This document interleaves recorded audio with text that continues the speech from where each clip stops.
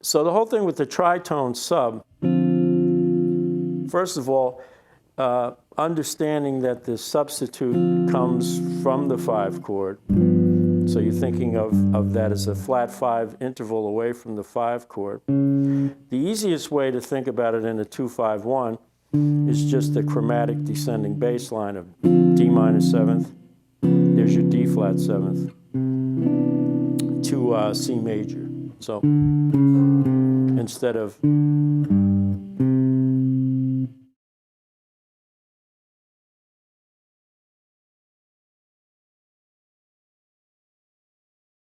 now, there's a lot of approaches for this. An easy one, the Wes Montgomery approach is a really beautiful one because he would improvise off the 2 chord, and then instead of going direct to the 5 chord, he would put a 2 chord in front of it. So a lot of times you hear Wes play like that kind of sound.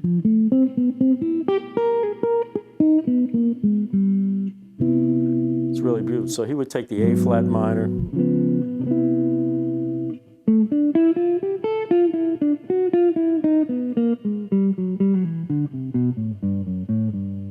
That's over those.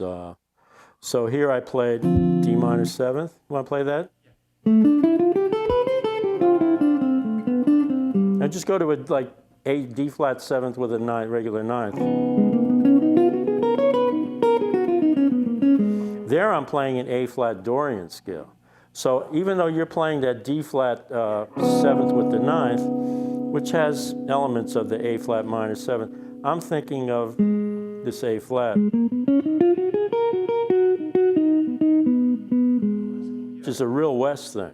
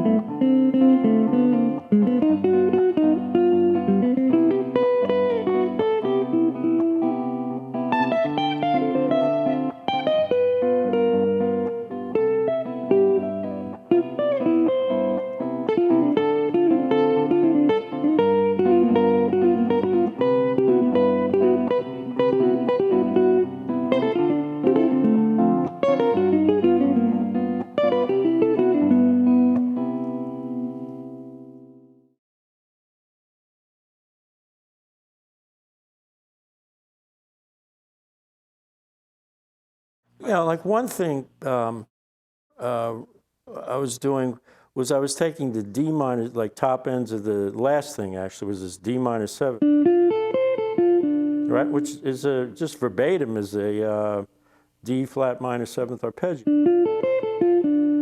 Now, if I go up a half step, E flat minor 7th against the D flat 7th or G 7th chord, this is part of the A flat Dorian scale or D flat Mixolydian scale. So this E flat minor 7th lives inside that scale. So I'm able to get away with that. As a connection, exactly. Then if I move up another half step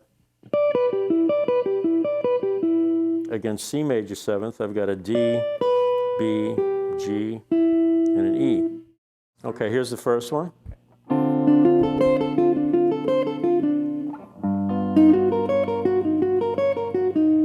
So here I've got an E flat.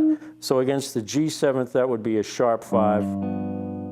Or the E flat would be the 9th on a D flat 7th. You know? Then what do we got?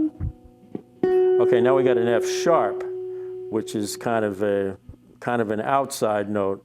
I mean, you don't want to. Yeah, it works because it's a transitory note that's kind of going off the to the next note, the B flat, which is the sharp 9 or 13th. So the ear is accepting that because it's transitory. We're not stopping on it. If we just stop on that note, it's not going to sound very good.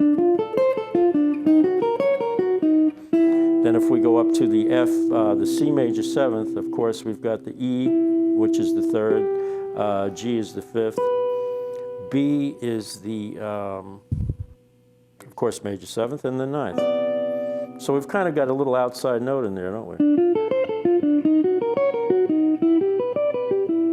Most guitar players like that kind of sound anyway. It's like good sentence structure too, because if it's part of your story. I mean, and if you're standing behind the notes that you play in, it's going to come across that way.